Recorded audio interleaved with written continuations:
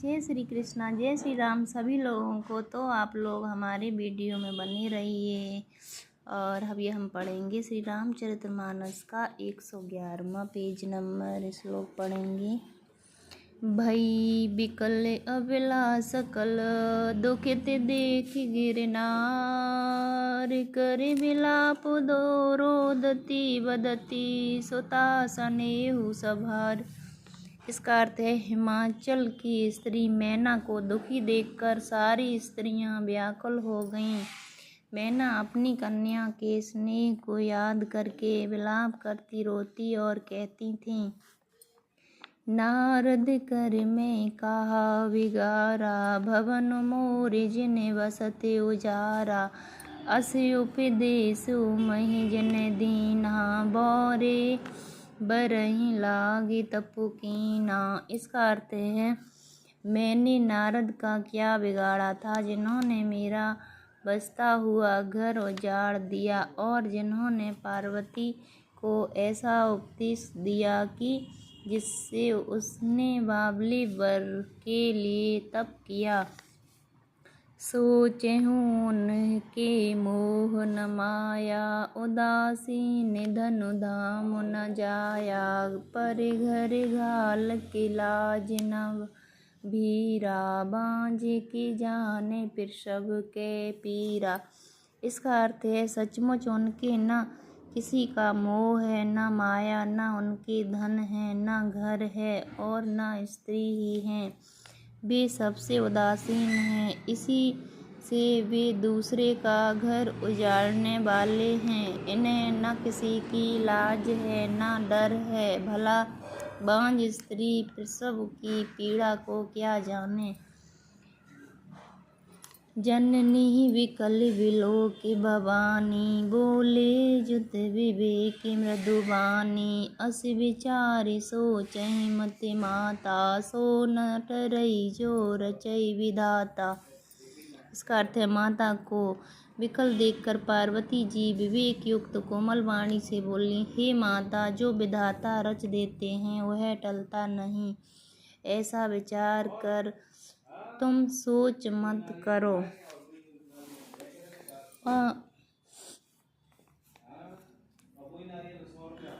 करम लिखा जो वाउर नाहू तो कत दोष लगायहु काऊ। तुम्हें सन मिटहि की विधि के अंका मातु व्यर्थ जन लेहु कलंका। इसका अर्थ है, जो मेरे भाग्य में बावला ही पति लिखा है तो किसी को क्यों दोष लगाया जाए। हे माता, क्या विधाता के अंक तुमसे मिट सकते हैं। वृथा अलंक का टीका मत लो।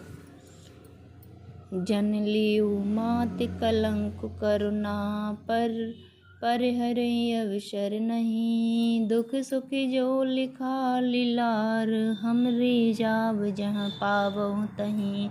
सुनियो माँ वचन विनीत कोमल सकल बबला सोचही। बहुभांति विदित लगाय दूषण नयन बारि विमोचही।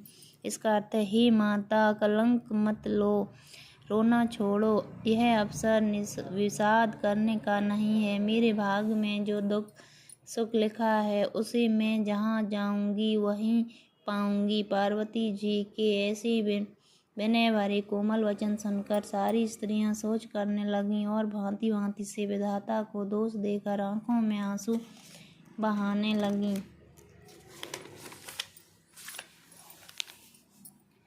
तेहि अवसर नारद सहित अरुर सित सप्त समेत समाचार सुने तोहन गिरग नव गवने तुरते निवेकित। इसका अर्थ है, इस समाचार को सुनते ही हिमाचल उसी समय नारद जी और सप्त ऋषियों को साथ लेकर अपने घर गए। तब नारद सबहि समुझावा पूरब कथा प्रसंग सुनावा। मैना सत्य सुनहु मम बानी जगदम्बा तब सुता भवानी। इसका अर्थ है तब नारद जी ने पूर्व जन्म की कथा सुनाकर सबको समझाया और कहा कि हे मैना, तुम मेरी सच्ची बात सुनो। तुम्हारी यह लड़की साक्षात जगत जननी भवानी है, अजानादि शक्ति अविनाशिनी, सदा शंभु अर्धंग निवासिनी, जग संभव पालन लय कारिणी, निज इच्छा लीलाव पुधारिणी।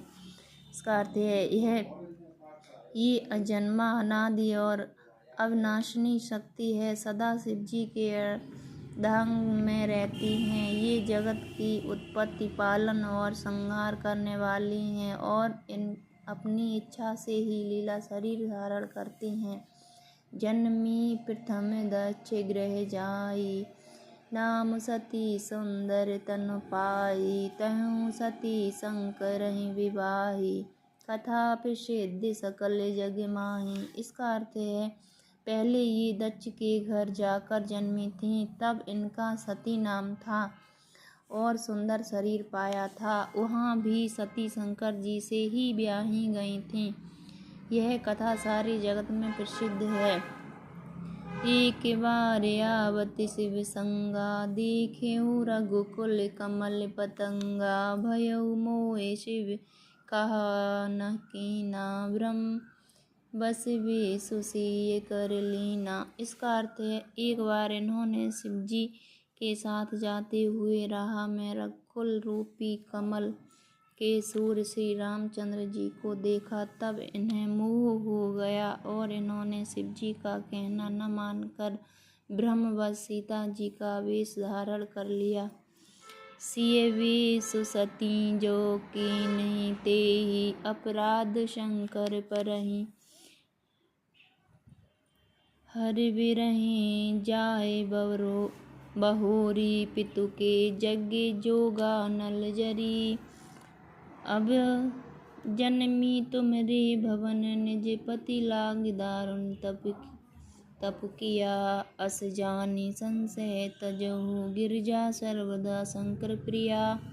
इसका अर्थ है सती जी ने जो सीता जी का वेश धारण किया, उसी अपराध के कारण शंकर जी ने उनको त्याग दिया। फिर शिव जी के वियोग में ये अपने पिता के यज्ञ में जाकर वहीं योग से भस्म हो गईं। अब इन्होंने तुम्हारे घर जन्म लेकर अपने पति के लिए कठिन तप किया, ऐसा जानकर संदेह छोड़ दो। पार्वती जी तो सदा ही शिव जी की ही प्रिय अर्धांगिनी है। सुन नारद के बचन तब, सब कर मिटा विषाद, क्षण मुँह व्यापियो सकल पुरि, घरे घरे यह संवाद।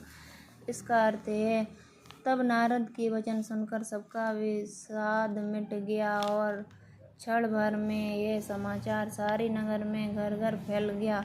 तब मैना हिमवंतु आनंदे, पुण्य पुण्य पार्वती पद वंदे, नारी पुरुष शिशु जो बासयाने, नगर लोग सब अति हर्षाने। इसका अर्थ है तब मैना और हिमवान आनंद में मग्न हो गए और उन्होंने बार बार पार्वती जी के चरणों की वंदना की। स्त्री पुरुष बालक युवा और वृद्ध नगर के सभी लोग बहुत प्रसन्न हुए। लगे होने पूरे मंगल गाना, सजीव सब ही हाट के घटे नाना, भांति अनेक भई जीव नारा, सूप सात्र जस कछु व्यवहारा। इसका अर्थ है नगर में मंगल गीत गाए जाने लगे और सबने भांति भांति के सुरवर के कलश सजाए। पाक शास्त्र में जैसी रीत है उसके अनुसार अनेक भांति की जो नार हुई रसोई बनी, सो जीव नार की जाई बखानी, बसई भवन जेई मातु भवानी, सादर बोले सकल बराती, विष्णु विरंच देवी सब जाति। इसका अर्थ है जिस घर में स्वयं माता भवानी रहती हों वहाँ की जो नार भोजन सामग्री का वर्णन कैसे किया जा सकता है। हिमाचल ने आदर पूर्वक सब बरातियों को विष्णु ब्रह्मा और सब जाति के देवताओं को बुलवाया। विविध पाति बैठी जेब नारा लागे परुषण निपुत सुआरा नारी वृद्ध सुर जीवंत जानी लगी देन गारी मृदुवानी। इसका अर्थ है भोजन करने वालों की बहुत सी पंगतें बैठी हुई थीं। चतुर रसोइयों परोसने लगीं। स्त्रियों की मंडलियां देवताओं को भोजन करते जाकर कोमल वाणी से गालियां देने लगीं। गारी मधुर स्वर देहि सुंदर विज्ञ वचन सुनावहीं। भोजन करहि सुर अति विलंब विनोद सुनि कुछ छुपावहीं। जेवंत जो बड़ियो आनंद सो मुख कोट हूँ। न परे कहियो अचवाय दीनहि पान गहने बास जहि जाको रहियो।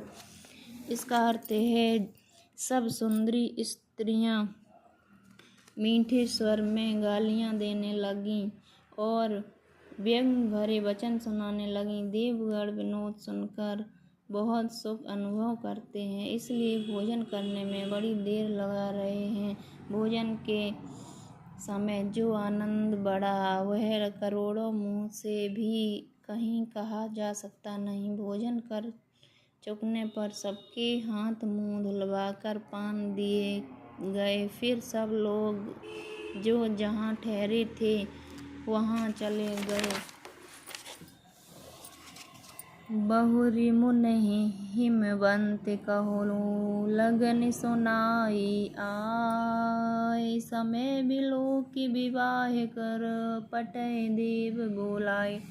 इसका अर्थ है फिर मुनियों ने लौटकर हिमवान को लग्न पत्रिका सुनाई और विवाह का समय देखकर देवताओं को बुला भेजा। बोल सकल सुर सादर लीन्ह सबहि यथोचित आसन दीने। वेदी वेद विधान सवारी सुभग सुमंगल गावहि नारी। इसका अर्थ है सब देवताओं को आदर सहित बुलवा लिया और सबको यथा योग्य आसन दिए। वेद की रीत से वेदी सजाई गई और स्त्रियां सुंदर श्रेष्ठ मंगल गीत गाने लग गईं। सिंहासनो अति दिव्य सुहावा जाय न वरन विरंच बनावा। बैठे शिव विप्र सिरुनाई हृदय सुमिर निज प्रभु रघुराई। इसका अर्थ है वेद का पर एक अत्यंत सुंदर दिव्य सिंहासन था जिसकी सुंदरता का वर्णन नहीं किया जा सकता, क्योंकि वह स्वयं ब्रह्मा जी का बनाया हुआ था। ब्राह्मणों को सिर नवाकर और हृदय में अपने स्वामी श्री रघुनाथ जी का स्मरण करके शिव जी उस सिंहासन पर बैठ गए। बहुरी मनीष ने उमा बुलाई कर सिंगारू संगी सखी ले आई। देखत रूप सकल सुर मोहे बरने छवि यस जग कवि कोहे। इसका अर्थ है फिर मुनीश्वरों ने पार्वती जी को बुलाया। सखियां श्रृंगार करके उन्हें ले आईं। पार्वती जी के रूप को देखते ही सब देवता मोहित हो गए। संसार में ऐसा कवि कौन है जो उस सुंदरता का वर्णन कर सके। जगदम्बिका जानि भव भामा सुरन्य मन ही मन कीन प्रणामा। सुंदरता मर्याद भवानी जाई न कोटिहु बदन बखानी। इसका अर्थ है पार्वती जी को जगदम्बा और शिव जी की पत्नी समझकर देवताओं ने मन ही मन में प्रणाम किया। भवानी जी सुंदरता की सीमा है। करोड़ों मुखों से भी उनकी शोभा नहीं कही जा सकती। कोटिहु बदन नहीं बने बरनत जग जननी शोभा महा। सुख चह कहते श्रुति शेष सारद मधुमति तुलसी कहा। छवि खानी मातु भवानी गवनी मध्य मंडप सिय जहाँ अवलोक सकहि ना सकुच पति पद कमल मनु मधु करु तहाँ। इसका अर्थ है जग जननी पार्वती जी की महान शोभा का वर्णन करोड़ों मुखों से भी करते नहीं बनता। वेद शेष जी और सरस्वती जी तक उसे कहते हुए सकुचा जाते हैं, तब मंद बुद्धि तुलसी किस गिनती में है। सुंदरता और शोभा की खान माता भवानी मंडप के बीच में जहाँ शिव जी थे वहाँ गईं। वे संकोच के मारे पति शिव जी के चरण कमलों को देख नहीं सकती, परंतु उनका मन रूपी भौरा तो वही रसपान कर रहा था। मुनि अनुशासन गणपति पूज्यो शंभु भवानी को सुन संशय करे जनि सूर्य नाद जिहि जानी। इसका अर्थ है मुनियों की आज्ञा से शिव जी और पार्वती जी ने गणेश जी का पूजन किया। मन में देवताओं को अनादि समझकर और कोई इस बात को सुनकर संकोच न करे कि गणेश जी तो शिव पार्वती की संतान हैं, अभी विवाह से पूर्व ही वे कहाँ से आ गए। जैसी विवाह के विधि श्रुति गाई महामुनि सो सब करवाई गहि गिरीश कुश कन्या पानी भवई समर्पी जानी भवानी। इसका अर्थ है वेदों में विवाह की जैसी रीति कही गई है महामुनियों ने वह सभी रीति करवाई। पर्वतराज हिमाचल ने हाथ में कुश लेकर तथा कन्या का हाथ पकड़कर उन्हें भवानी से शिवपति जानकर शिव जी को समर्पण किया। पानि ग्रहण जब कीन महेशा ही हरि से तब सकल सुरेशा वेद मंत्र मुनि बरे उच्चरहि जय जय जय शंकर सुर करहि। इसका अर्थ है जब महेश्वर शिव जी ने पार्वती जी का पान ग्रहण किया तब इंद्रादि सब देवता हृदय में बड़े ही हर्षित हुए। श्रेष्ठ मुनिगण वेद मंत्रों का उच्चारण करने लगे और देवगण शिव जी का जय जयकारा करने लग गए। वाजहि वाजन विविध विधाना सुमन वृष्टि नभ भय विधि गाना हरि गिरिजा कर भयउ विवाकु सकल भुवन भरी रहा चारु। इसका अर्थ है अनेकों प्रकार के बाजे बजने लगे, आकाश से नाना प्रकार के फूलों की वर्षा हुई, शिव पार्वती जी का विवाह हो गया, सारे ब्रह्मांड में आनंद भर गया। दासे तो रग रथ गाना धेनु वसन मन वस्तु विभागा अन्य कन के भाजन भरी जाना दाए जे दीन न जाए बखाना। इसका अर्थ है दासी दास रथ घोड़े हाथी गाय वस्त्र और मणि आदि अनेक प्रकार की चीजें अन्न तथा सोने के बर्तन गाड़ियों